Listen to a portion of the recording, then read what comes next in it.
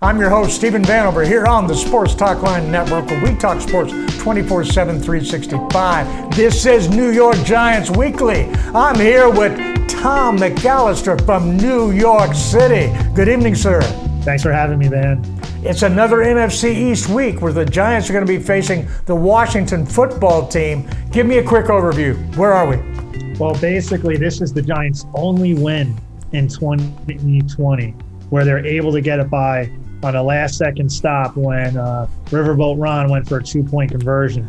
Granted, it wasn't a great win, but it was a win. And out of all of Daniel Jones's win, Daniel Jones has won 4 games as a starter. 3 of them were against the Washington football team. So this is something, it's a little eye-popping. Okay. Hold on. Call, bookie, bet, Giants. Okay, go ahead. Yeah, we don't know the spread yet. Damn. Might want to be careful. So this is something Hold too. Off on bookie. Okay, go ahead. Wait for the spread. I think they're taking action on some other things going on, some type of polls happening. But I really think when you look at both Giants and Washington, they're almost structured the same way, where their strength is primarily on the defensive side of the ball. Washington has a great pass rush with Chase Young, Kerrigan, Montez Sweat. That could be a 3-headed monster. That could be a force in the NFC East for the next few seasons. The New York Giants, they're built defensively too. They have a very strong defensive line with Leonard Williams, Dalvin Tomlinson, Dexter Lawrence.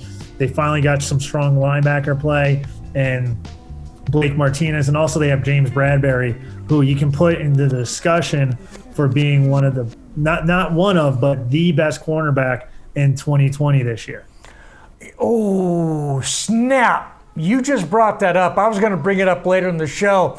Scratch that. We're changing it up. Let's talk about it right now. But before we do that, all right, we're going to ask you to hit that subscribe button down below. Slap that notify bell like your mammy used to do you when you wouldn't eat your vegetables. You know what I'm talking about? Okay. I eat my veggies. And Tom eats his veggies. That just all kind of came together, didn't it? Okay. Yeah. All right. And let's get right into it. Let's talk about that. You got Stephen Gilmore, which the Patriots were trying to slide off for a first-round draft pick and change, and they weren't able to move him. But shutdown cornerbacks are always in demand, and I don't think he's quite there yet. But damn, is he like a quarter step away? He's pretty close. I think James Bradberry has overachieved so far in 2020.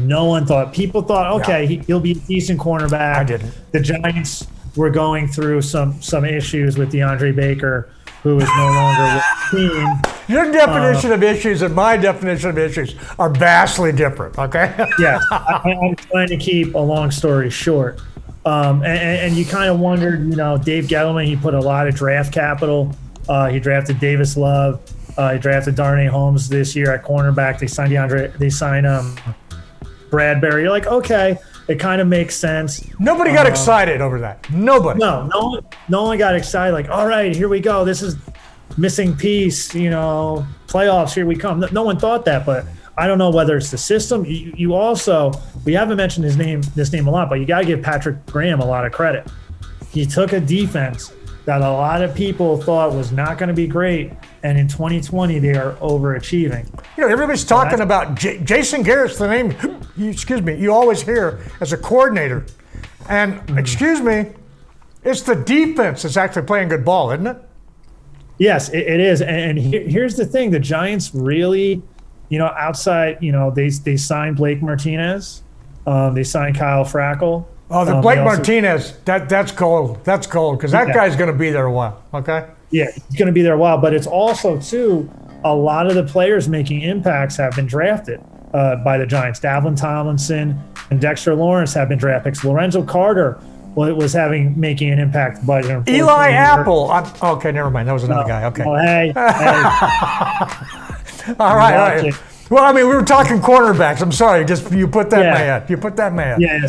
So that there were kind of certain things where it's like, all right, they kind of mixed and matched. They had Jabril Peppers who came over in a trade.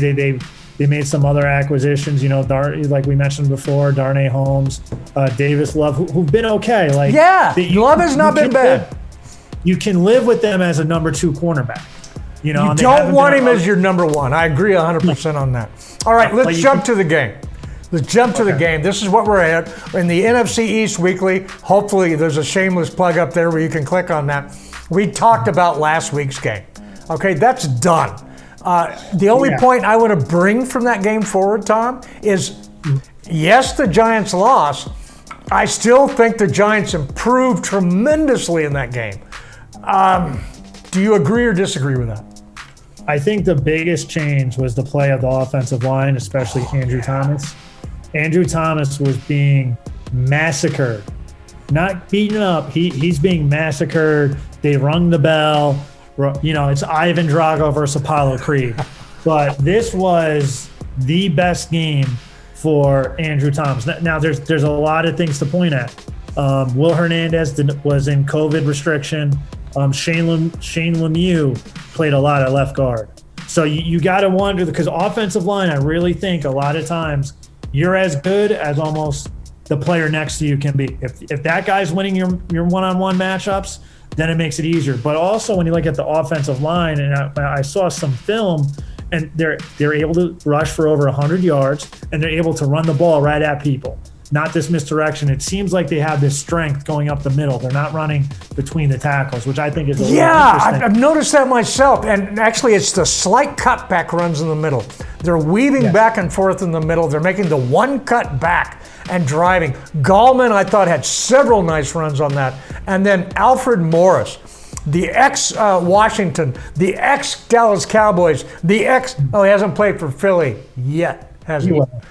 He will. There it is. But he did a hell of a job, didn't he?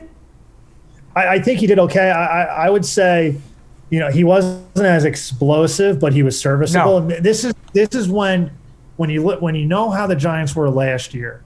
If they had a running back like Alfred Morris and the offensive line was last year, those would be -2, -3 yard plays. Correct. They're 2nd and 13. Now, if you get to 2nd and 7 or 3rd and 4, those are manageable downs for down and distance. So I think that is one way. And also I wonder if it's a game plan where, I saw some film where the Giants, when they're running up the middle, they would double team one of the defensive linemen, and then the guard would usually pop up. They would do a momentary double team and slide. I thought that the technique on that was excellent. Columbo is your offensive line coach. He was always adept at that as a player. They're finally starting to get it. I also do the Dallas Cowboys weekly. We do the NFC East weekly. And the Cowboys have suffered tremendously because they've tried to implement, new coaches, new defensive scheme, everything in a COVID year. Let's not forget the Giants are doing the same thing. Yes, they are, and with a much younger team. And I think doing a much better job at it. Okay, and now I'm starting to see the offense is starting to come together, specifically the offensive line. And I really like that. I also, and we're going to have to take a moment right here to talk about Daniel Jones. Yes, he still sucks with the turnovers. And until he solves that, he's not going to be a viable QB. But everything else is getting better.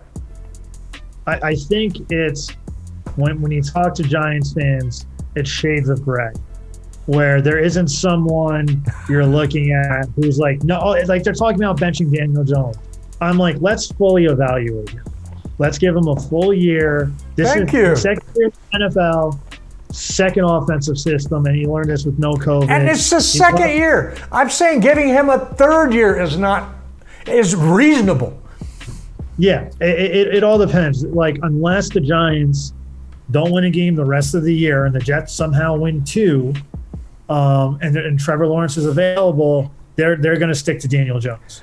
And for anybody listening out there right now, if we haven't asked before, please hit that subscribe button down below, slap that notify bell, and in the comments, I would like to know, out of QBs that are hurried, harassed, sacked the most, do they lead the NFL in turnovers? Are they near the top? I bet they are.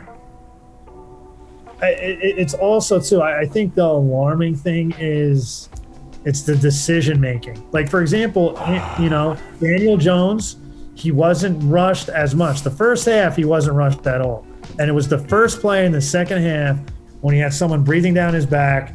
He forces a throw. He misses Darius Slayton, who was 20 yards away.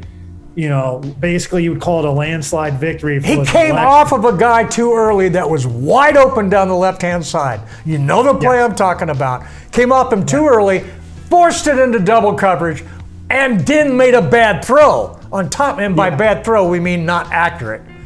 Yeah, I really think the NFL is also figuring out Daniel Jones. They know his tendencies. They're jumping the short routes, and this is something where jump the short routes, pressure him up the middle, you're going to get a good result. That's the book on Daniel Jones. You're going to get your 2, maybe 3 turnovers. Both of his turnovers came on exactly the same type of play you described. Where basically under pressure, he decided to try to make a play instead of just throw it away, eat it. He didn't do that. Yeah, and he did everything. It feels like he did everything wrong a quarterback did. He tried to throw the ball across the field to a guy who was covered while he was getting That's hit. a Brett Favre special, by the way. Okay. Yeah, it's one of the things, too, where it was like if he learns, okay, he's trying to make a play. And that one where it's like, no, what? Throw it at the guy's shins. Put it in the turf, absolutely. Or throw it so far out of bounds it doesn't matter. You cannot afford a turnover. You can afford a grounding penalty.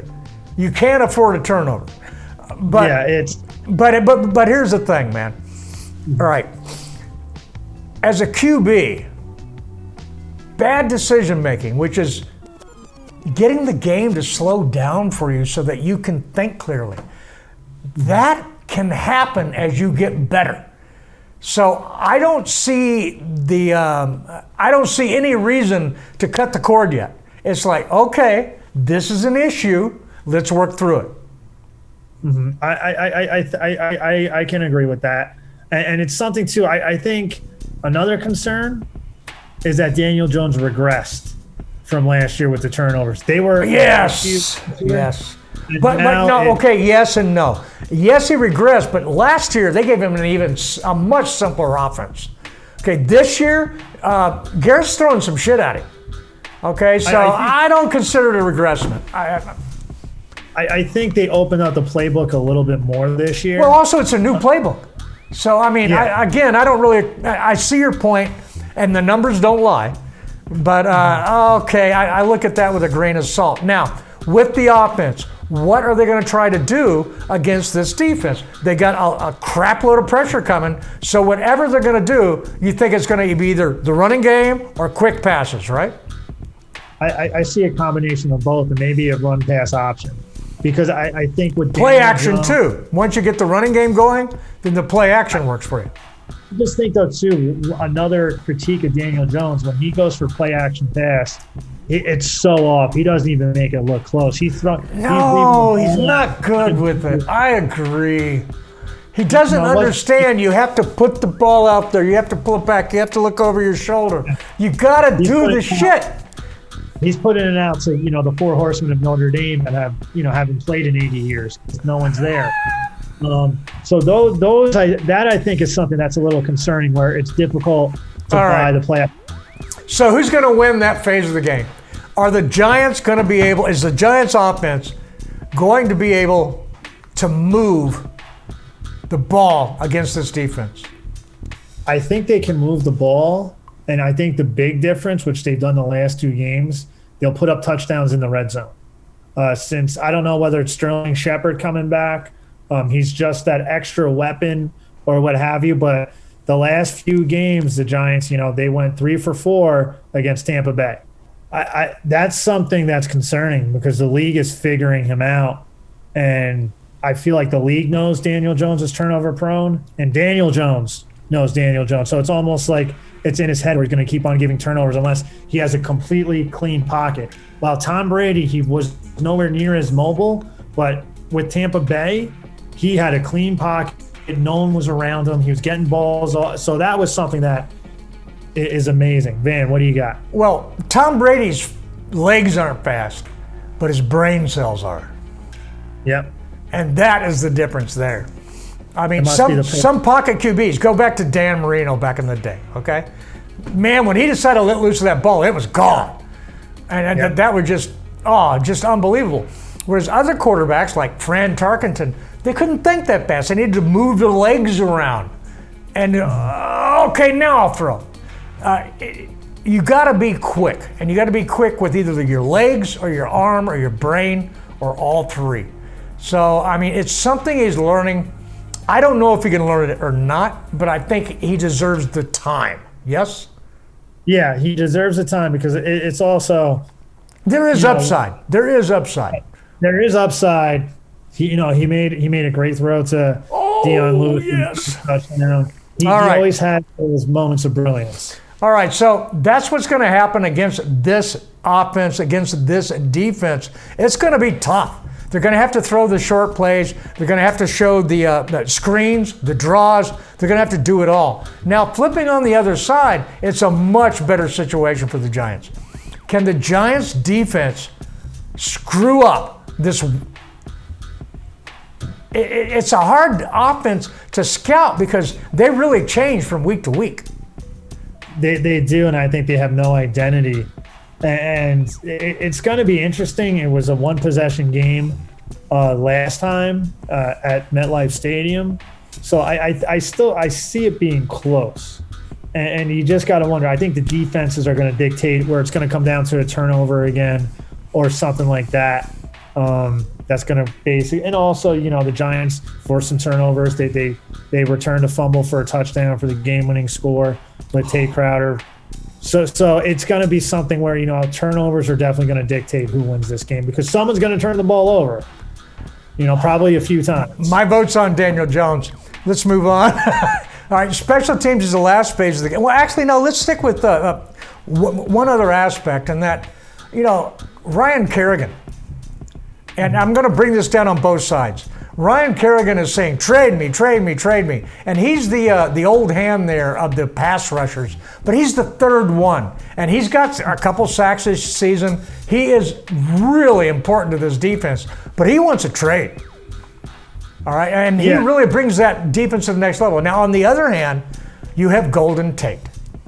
Mm-hmm. And Golden Tate's wife, as opposed to Golden Tate, is the one that wants to come out and say, throw him the ball, my goodness. And she's raising all sorts of problems, and I understand that they even sent Golden Tate home today for some reason. Nobody knows why. Basically, New York Giants, during the Monday night game, Golden Tate apparently screamed at a video recorder saying, get me the ball. And this is something, too, when you look at, remember, a lot of people criticize Odell Beckham Jr. for various actions. He never did something like that. Nope. And this is something, if you're Golden Tate, where it's like... No, this is like Grimes down in Florida.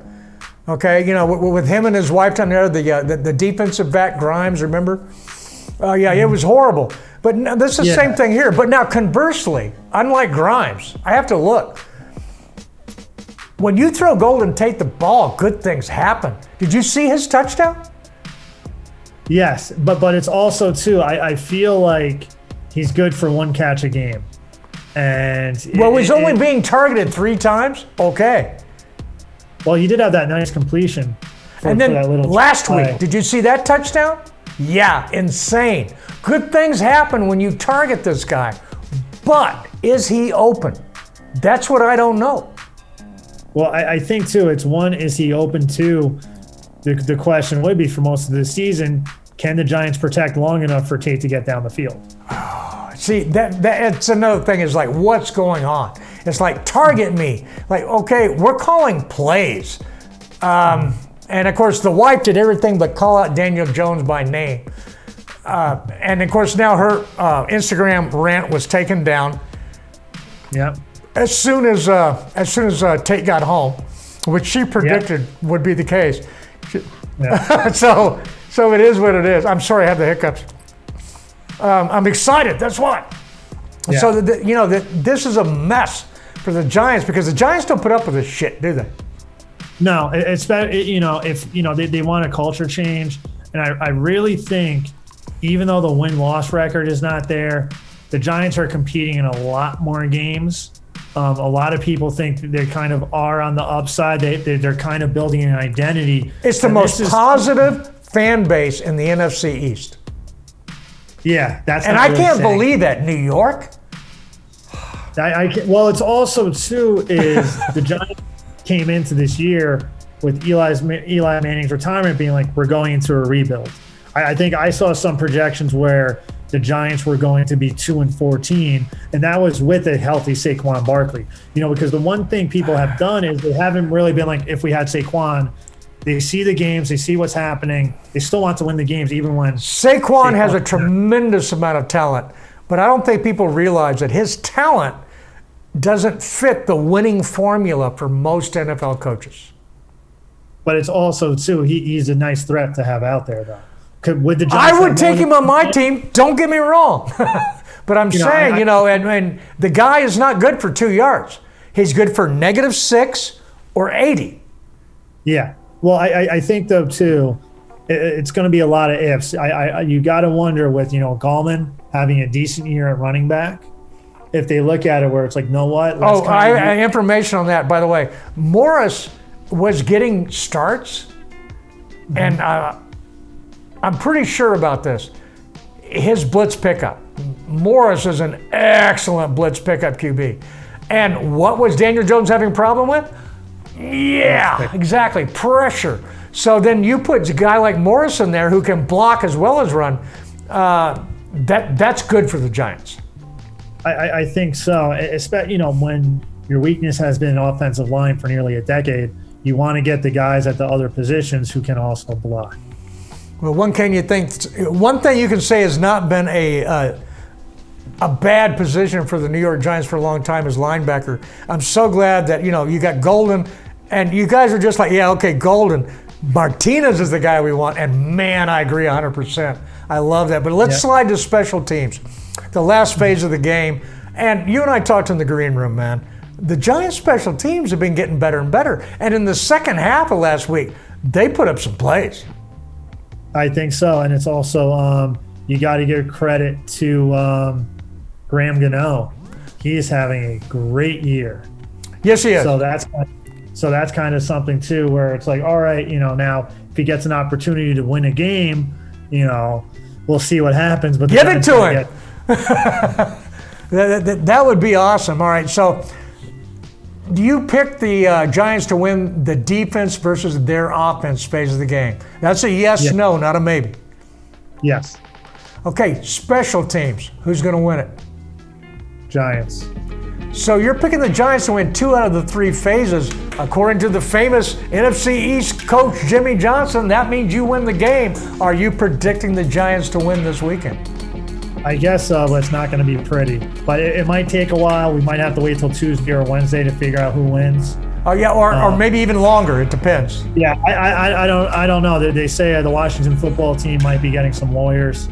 They could actually at halftime they could file a lawsuit against points made, and then we would have to wait till like Tuesday at least. Or you want to know what? Washington could declare victory at halftime.